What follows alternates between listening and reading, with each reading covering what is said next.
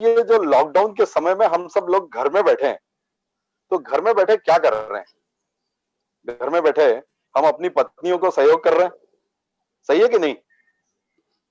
लेकिन ये अवसर एक अनूठा अवसर है कि हम अपनी पत्नियों से मैनेजमेंट करना भी सीख सकते हैं।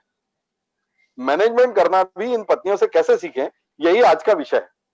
साथियों, अगर आपको मैनेजमेंट सीखना है तो किसी बिजनेस स्कूल में जाने की जरूरत नहीं है। उसके लिए आपको अपने घर में आने की जरूरत है और इसको सीखना है अपनी पत्नियों से। Yes, I tell you clearly that these wives are one of the best managers in the world. अगर आपको अपनी पत्नी की मैनेजमेंट कला का थोड़ा सा भी अंदाजा लगाना है ना, तो 1 महीने के लिए इनको अपने मायके भेज दो और फिर देखो घर में क्या हालत होती है। पूरा मैनेजमेंट बिगड़ जाएगा, यकीन मानिए, पूरा मैनेजमेंट बिगड़ जाएगा। और फिर आप महसूस करोगे कि मैनेज करना की कला तो वाकई में इन पत्नियों में होती है। देखिए, एक हाउसवाइफ कैसे अपने घर को चलाती है, मैं एक उदाहरण देता हूं। एक गरीब किसी दोस्त के घर में, जो बहुत साधारण सा परिवार का है, उसके घर में आप चाय पीने जाएं, आप जाते हैं, चाय पीने जाते हैं, तो वो उसकी वाइफ जो है, आपके दोस्त की वाइफ चाय लेकर आती है और वो अपने पति को पकड़ाती है, वो आपको चाय देता है और पीछे से, दरवाजे के पीछे से आवाज आती है कि शक्कर तो ठीक है ना भाई साहब? आपको लगता है इसमें तो मिश्री ही घुल गई, इतनी मिठास उसकी बातों में, उसके तरीके में होती है। वहीं अगर किसी धनवान व्यक्ति के घर में आप जाओ तो शानदार चांदी की ट्रे में, बढ़िया से क्रॉकरी में आपको चाय आती है, तो आपको लगता है जैसे आप किसी 5 स्टार है, आपको लगता है अब ये बिल भी लेकर आएगा। तो कहने का मतलब यह है कि ये महिलाओं में कला होती है कि कैसे वो आपको अपना महसूस करा सकती है।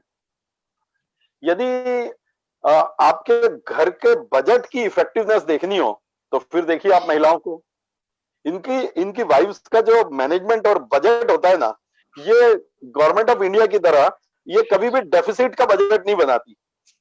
इनका बजट तो इंडियन बैंक्स की तरह होता है, जिसमें सीक्रेट रिजर्व भी रहते हैं। होते हैं कि नहीं सीक्रेट रिजर्व? आपको पता भी नहीं होता कितने रिजर्व इकट्ठे हैं। साथियों, इनके पास इन्वेस्टमेंट के नाम पे एफडीज मिलेंगी, गोल्ड मिलेगा जिसकी वैल्यू कभी कम नहीं होगी और लिक्विडिटी हमेशा बनी रहेगी। साथियों, हम इंडस्ट्री में प्रोडक्शन प्लानिंग और कंट्रोल की बात करते हैं, प्रोडक्शन प्लानिंग और कंट्रोल करते हैं। अब देखिए, प्रोडक्शन प्लानिंग और कंट्रोल ये महिलाएं कैसे करती है। इनके घर में कभी आपने ये देखा कि कभी स्टॉक आउट हो गया? कितने सारे काम एक साथ करती हैं, मल्टीटास्किंग करती हैं। आपके पास तो ढेर सारे लोग हैं, ढेर सारे कंप्यूटर्स हैं, सिस्टम्स हैं, टेक्नोलॉजी है, लेकिन ये बिना इन सब चीजों के कैसे हर चीज को मैनेज करती है? ये क्या करती है, महिलाएं क्या करती हैं? रोज सुबह दूध लेती हैं, बच्चों को तैयार करती है, ब्रेकफास्ट तैयार करती है, सब्जी लेती है, नौकरों से काम लेती है, टिफिन डालती है, पति के कपड़े ढूंढ ढूंढ कर देती है, खाना देती है, सास ससुर का ध्यान रखती है। ये सारे काम मल्टीटास्किंग एक साथ, आपके सामने 10 काम एक साथ आ जाएं तो आप पजल हो जाओगे। लेकिन ये महिलाएं पजल नहीं होती, इनको मल्टीटास्किंग करना आता है। पर क्या कभी ऐसा हुआ किसी दिन कि पति को टिफिन नहीं मिला? कभी ऐसा हुआ किसी दिन कि सास ससुर का ध्यान नहीं रखा गया? कभी ऐसा हुआ कि बच्चे को उसकी यूनिफॉर्म नहीं मिली? सब कुछ होता है, टाइम पे होता है। ये कला होती है इन वाइफ्स की। साथियों, ये जो हाउसवाइफ होती है, आपकी पत्नियां होती है ना, इनकी फैक्ट्री में कभी ऐसा सुना कि मेरे यहाँ स्टॉक आउट हो गया और आज प्रोडक्शन बंद हो गया? आपकी फैक्ट्री में प्रोडक्शन बंद हो सकता है कि यार मेरे पास ये आइटम आज खत्म हो गई, इसका स्टॉक खत्म हो गया, तो आज प्रोडक्शन बंद हो गया। कभी इनकी फैक्ट्री में प्रोडक्शन बंद देखा आपने? कितनी कम इन्वेंट्री में भी उसको मैनेज करना पड़े, उसकी फैक्ट्री हमेशा चालू रहती है, प्रोडक्शन हमेशा चालू रहता है। साथियों, इनकी फैक्ट्री में जापानीज सिस्टम जिट नहीं चलता। जापान में स्टॉकिंग का सिस्टम होता है जिसको बोलते हैं just in time inventory management. इनके यहाँ जिट नहीं चलता, इनके यहाँ चलता है शिट। शिट का मतलब होता है सम हाउ इन टाइम। इनके यहाँ inventory management somehow in time हो ही जाता है, होता है कि नहीं। लेकिन आज जो बात हम करना चाहते हैं महत्वपूर्ण, वो है पीपल मैनेजमेंट। यस, लोग बोलते हैं यार हम बाकी सब तो मैनेज कर लें, बॉस को कैसे मैनेज करें। अब आपके यहाँ घर में बॉस कौन है, उनको मैनेज करना तो बहुत मुश्किल काम है। फिर आपको आसान जवाब मिलेगा कि इनको मैनेज करना कैसे। जिस दिन आपकी शादी हुई थी, साथियों मैं आपसे पूछ रहा हूं, जिस दिन आपकी शादी हुई थी आपके घर में बॉस कौन था, आपके घर में बॉस कौन था, और कितने दिन तक रहे फिर आप बॉस। महीने भर बाद की बात करें तो बॉस कौन है, बदल गया रोल। महीने भर बाद ही बात करें तो रोल बदल गया और अब बॉस आप नहीं रहे, आपकी पत्नी हो गई। अच्छा आप ये बताएं कि मैं जेंट्स लोगों से पूछ रहा हूं कि आप लोग 10,000 रुपए या इससे ज्यादा का खर्चा बिना अपनी वाइफ से पूछे कितने लोग कर लेते हैं, कितने लोग कर लेते हैं। ज्यादातर नहीं करते होंगे, यकीन मानिए। बड़ा खर्चा होता है तो हम वाइफ से सलाह लेते ही हैं, लेकिन ये वाइफ्स को पूछो कि ये 10,000 रुपए या इससे ज्यादा का खर्चा पति को पूछ के करती हैं या उनसे बिना पूछे करती हैं, पूछिए। ये पति को पूछ के करती हैं या बिना पूछे करती है। ये वाइफ्स जो जब खर्चा करती है और इनसे अपन बात करते हैं ना तो पता चलता है, तो ये बताती हैं ये हमने जितने जेवर बनाए, कपड़े बनाए, घर का सामान बनाया, इतनी अच्छा, इतने घर में इतनी सारी चीजें इकट्ठा करी। आपको क्या लगता है इनसे पूछ पूछ के करते, इनसे पूछ के करते तो कुछ होता भी नहीं, होता कि नहीं। इसका मतलब है कि ये सब इनको अपने बॉस को मैनेज करना आता है, इनको अपने बॉस को मैनेज करना आता है। और ये बॉस को मैनेज कैसे करते हैं, ये बॉस को मैनेज करते हैं 3 तरीकों से। ये बॉस को मैनेज करती है 3 तरीकों से। पहला तरीका होता है टू मैनेज हिज इनसिक्योरिटी, उसकी इनसिक्योरिटी को मैनेज करते हैं। दूसरा तरीका होता है टू मैनेज हिज ईगो, उसके ईगो को ये मैनेज करती है। और तीसरा तरीका होता है टू मैनेज हिज नैगिंग, मतलब जो आदमी की बार बार ना ना करने की आदत होती है ना, उसको भी ये मैनेज करती है। साथियों ये इनसिक्योरिटी को कैसे मैनेज करती है मालूम है। एक छोटा बच्चा होता है, जब वो खेल रहा होता है ना तो पास में थोड़ी थोड़ी देर में देखता है मां पास में है कि नहीं है, मां पास में है कि नहीं है। जब तक उसको मां दिखती रहती है वो शांत रहता है, और जैसे ही उसको मां दिखनी खत्म होती है, नहीं दिखती है, तो वो पूरा घर सिर पे उठा लेता है। क्यों? क्योंकि वो इनसिक्योर्ड होता है। अब आप कहेंगे ये तो 6 साल के बच्चे की बात अलग है, लेकिन एक बात बताऊं, बच्चा 6 साल का हो या 56 साल का, नेचर सेम होता है, नेचर सेम होता है। हर किसी में वो एक बच्चा मौजूद होता है, और ये इनसिक्योरिटी हर किसी में रहती है। और ये महिलाएं जो हैं ये इनको इस इनसिक्योरिटी से आजाद करती हैं, उनको सिक्योर करती है। अब जो अमेरिका में अगर कोई वाइफ है, अमेरिका में अगर वाइफ को पूछेंगे ना तो वो कहेगी कि मुझे काम ज्यादा मेहनत से करना है, ज्यादा मेहनत करेंगे तो फिर नहीं करेंगे तो नौकरी छूट जाएगी, और नौकरी छूट जाएगी तो वाइफ भी छोड़ देगी। हिंदुस्तान में ऐसा नहीं होता। हिंदुस्तान में क्या होता है कि करवा चौथ के दिन पत्नी एक दिन का उपवास रखती है, इस उम्मीद में रखती है कि मेरा पति जिंदगी भर, बल्कि अगले 7 जन्म मुझे मिलेगा।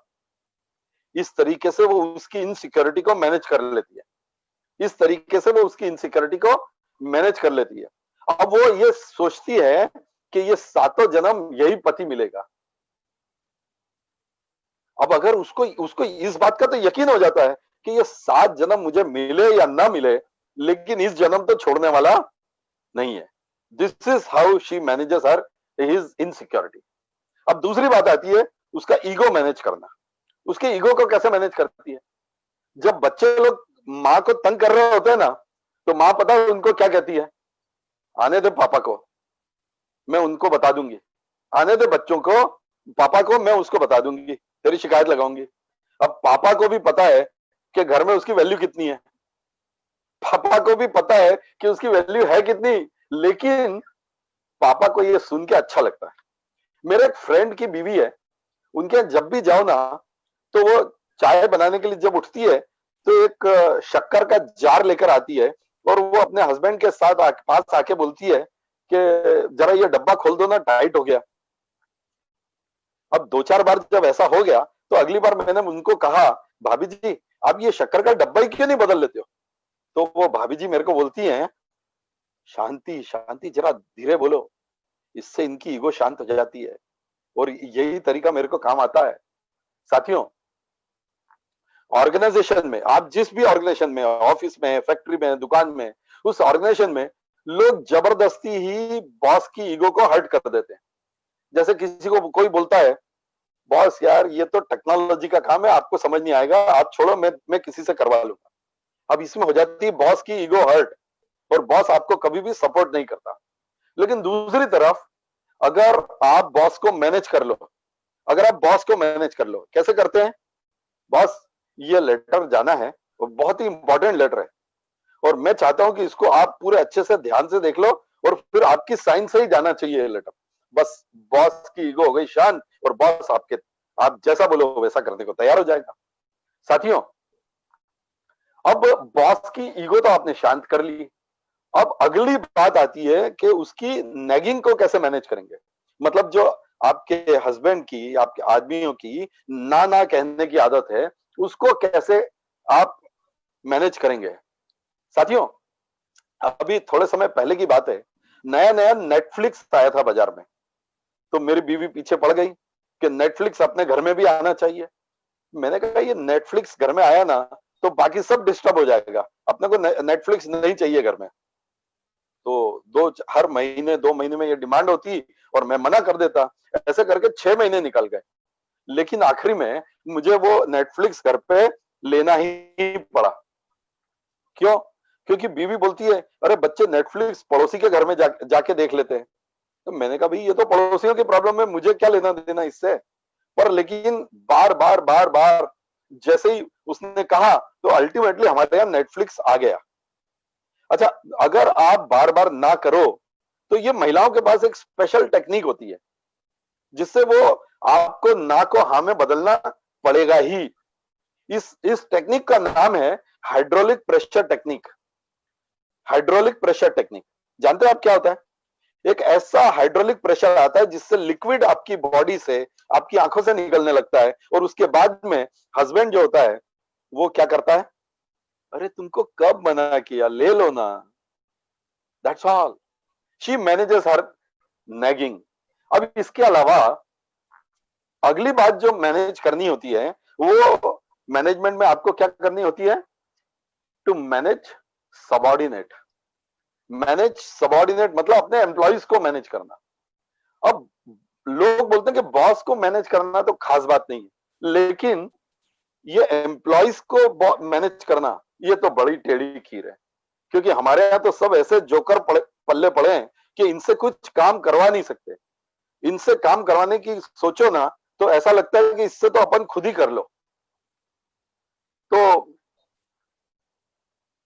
साथियों, अब ये जो आपकी वाइफ है, ये कैसे मैनेज करती है इस तरह की समस्या को? अब देखो, इन सब महिलाओं ने अपने घर में अपनी बाइयों को, काम करने वाले लोगों को कैसे टिका के रखा है। आप मैनेज करके दिखाओ इनको। मैंने तो एक बार, कभी वाइफ नहीं थी तो बाई को कुछ कह दिया, उस दिन से उस बाई ने छुट्टी कर दी। भैया तो मेरे को ऐसा बोलते हैं। अगर जब मेरी बीवी आई तो उसको शिकायत करी कि भैया तो मेरे को ऐसा बोलते हैं। इसके बाद से मैंने बोलना ही छोड़ दिया। पर ये वाइफ्स को टेक्नोलॉजी आती है कैसे इन भाइयों को टिका के रखना। आपके घर में कभी मेहमान आ गए, काम डबल हो गया, तो भी वो बाई आपके एक्स्ट्रा काम में हेल्प कर देती है। ये हमारी फैक्ट्रियों में, ऑफिस में नहीं होता, पर ये वाइफ्स को आता है ये कैसे करवाना। साथियों, अब अपन देखेंगे वाइफ्स जो है ना, अपने बच्चों को कैसे मैनेज करती है। एक बच्चा होता है छोटा सा 3 साल का, कितनी जिद्दें करता है, कितना पैम्पर्ड होता है। लेकिन अचानक से क्या होता है एक दिन कि आपके घर में एक और छोटा बच्चा आ जाता है। अब ये जो इस बच्चे को इतनी पैम्परिंग, इतनी अटेंशन मिलती थी, अचानक इसका माइंड जो है वो डाइवर्ट हो जाता है, इसकी तरफ से लोगों का ध्यान कम हो जाता है, तो ये अपने आप को नेग्लेक्टेड फील करता है। जब ये अपने आप को नेग्लेक्टेड फील करता है तो पता क्या करता है, ये चीजों को तोड़ने लगता है, सामान फेंकने लगता है, और अपने छोटे भाई को चिमटी खोदने लगती है ये। अब इस समय ये वाइफ जो है उसको मैनेज कैसे करती है, ऐसे जैसे आप एम्प्लॉइज को मैनेज नहीं कर पा रहे हो, ये वाइफ कैसे मैनेज करती है। देखिए ये वाइफ जो है ना, उसको उस बच्चे को उस छोटे भाई से ईर्ष्या और जलन हो रही है, और इसलिए वो टेंट्रम्स थ्रो कर रहा है। पर ये वाइफ उसको कैसे मैनेज करती है मालूम है? वो बोलती है बेटा, क्या वाइफ उसको बोलती है बेटा अब ना तुम बड़ी हो गई हो, अब ना तुम बड़ी हो गई हो, ऐसा करो इस छोटे भाई को बड़ा करने में मेरी हेल्प करो, इस छोटे भाई को बुला के को हेल्प बड़ा करने में मेरी हेल्प करो, और तुम तो माँ जैसा काम कर सकती हो। और वो उसको हेल्प करने लगती है, उसको ओनरशिप की फीलिंग आ जाती है। अब वो मदर जो है, वो वाइफ जो है, वो हस्बैंड के सामने वो ये नहीं बोलती कि ये बेटी जो है बहुत तंग कर रही है आजकल, अब इसको इसको ट्रांसफर कर दो, इसको डिसमिस कर दो, ऐसा नहीं करती। वो क्या कहती है कि इसको तो अब प्रमोट कर देते हैं, अब ये मेरे को हेल्प करेगी, अब ये बड़ी हो गई है, ये दीदी बन गई है, अब ये दीदी बन गई है, अब इसको प्रमोट कर दिया अपन ने, उसको ओनरशिप की फीलिंग आ गई, ये मेरा भाई है और मैं इसको हेल्प करूंगी।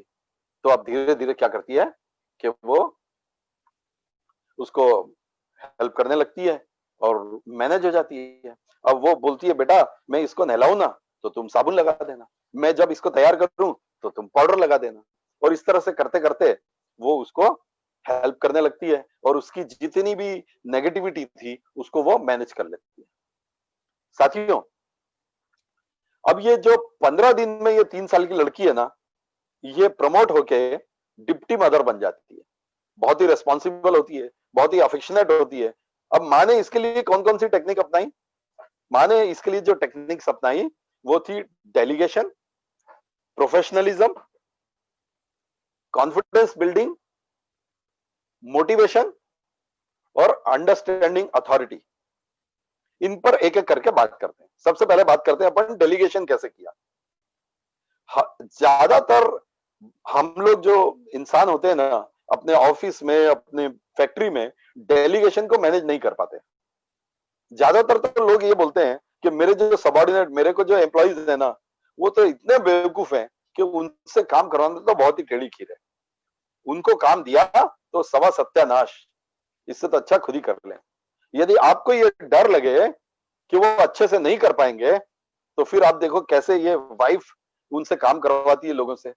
फिर देखिए आप उनको, वो किचन का काम अपनी बेटी को कैसे सिखाती है, डेलीगेट कैसे करती है। वो अपनी बेटी को बुलाती है, बोलती है कि बेटा आज सांभर तुम बनाओगी? बेटी कहती है हाँ हाँ मम्मी, आज सांभर मैं बनाती हूँ। मम्मी बोलती कोई बात नहीं, आज तो वैसे भी सिर्फ तुम्हारे पापा को ही खाना खाना है, बना लो, आज सांभर तुम ही बना लो। लेकिन ऐसा करना, ढंग से प्लान करो, चेक कर लो कैसे बनाओगे। वो उसको गाइड करती जाती है, वो बनाती जाती है।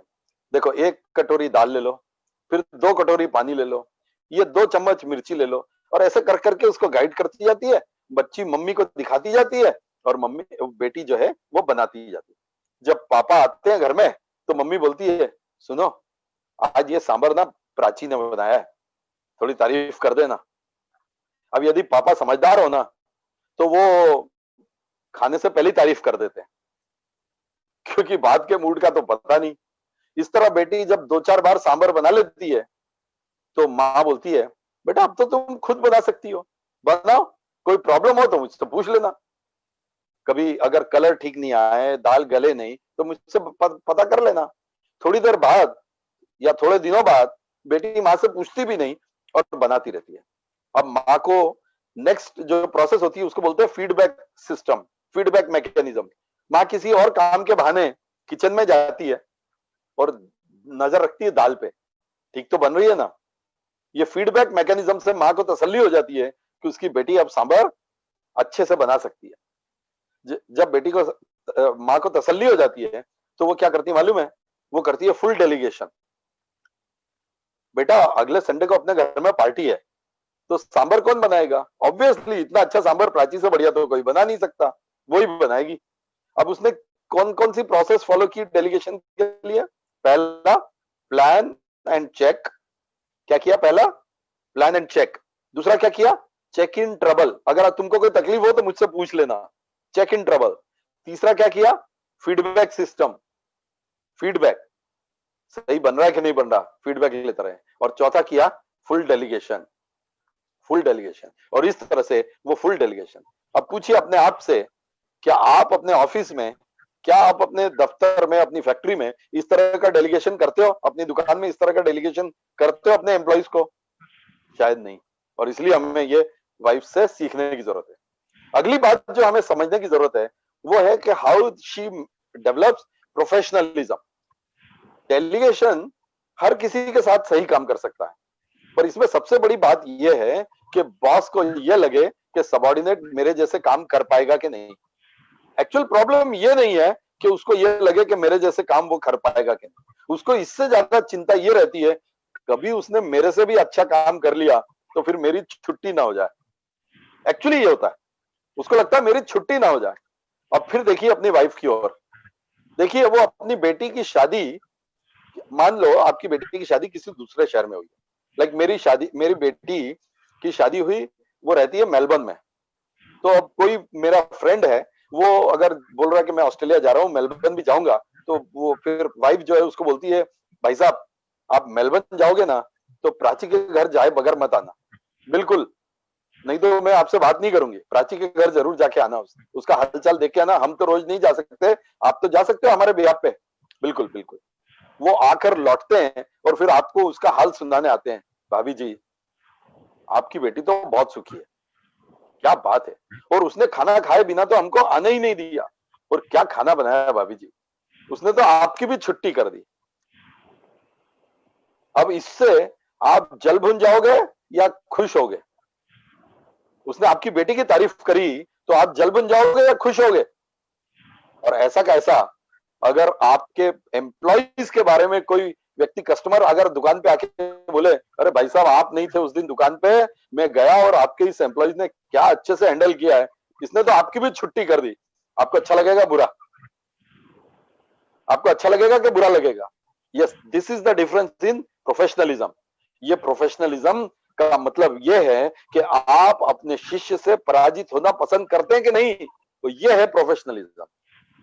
साथियों, अब अगली बात आती है कि आप अपने सबऑर्डिनेट्स का कॉन्फिडेंस कैसे बिल्टअप करें। जनरली मैनेजर लोगों की ये कंप्लेंट होती है कि जो ये एम्प्लॉइज हमारे एक्सपीरियंस होते हैं उनके पास क्वालिफिकेशन नहीं है, और जो क्वालिफाइड है उनके पास एक्सपीरियंस नहीं है, और जिनके पास दोनों है उनके पास इनिशिएटिव नहीं है। तो इनको डेवलप करें कैसे? फिर देखो अपनी बीवी की तरफ, कैसे वो 10-12 महीने के बच्चे को चलना सिखाती है। बच्चा उसके कपड़े पकड़ के खड़ा होने लगता है, चलने लगता है, तो उसको बोलती है बेटा अब तुम बड़े हो गए, now you are a big boy, अपने आप चलो। बच्चे को घबराता है कि मैं गिर जाऊंगा, तो उसको बोलती है मैं हूं ना, मैं हूं ना, चिंता मत करो, और उसको कॉन्फिडेंस बूस्ट अप करती है। बच्चा उसको छोड़ के चलने लगता है तो माँ उसको ताली बजा बजा के उसको पैम्पर करती है, उसको बूस्ट अप करती है। और फिर अगर वो गिर गया कभी गलती से, तो वो फर्श को मार के बोलती है देखो मैंने इसको मार दिया, इसने गलत किया ना, फर्श को मार के उसको समझाती है, उसको उसको फिर कॉन्फिडेंस बिल्टअप करती है, उसका हौसला बढ़ाती है। और फिर इस तरह से एम्प्लॉइज को डेवलप करने के क्या रूल्स हैं? पहला, उसका कॉन्फिडेंस रेज करो। दूसरा, उसने क्या किया, now you are a big boy. दूसरा रूल क्या है? Appreciation of efforts. अगर वो कोशिश करे तो उसको एप्रिशिएट करो, क्लैपिंग करते हैं, वो करती है। तीसरा, support in case of failure. अगर वो फेल भी हो जाए, गिर जाए, तो फिर क्या करती है वो? उसको हौसला बढ़ाती है। अब पूछिए अपने आप से, क्या आप अपने ऑफिस में, अपनी दुकान में, अपनी फैक्ट्री में ऐसा करते हो क्या? यदि नहीं करते हो तो यही गलती करते हो। साथियों, मोटिवेट करना अपने एम्प्लॉइज को भी बहुत इंपॉर्टेंट है।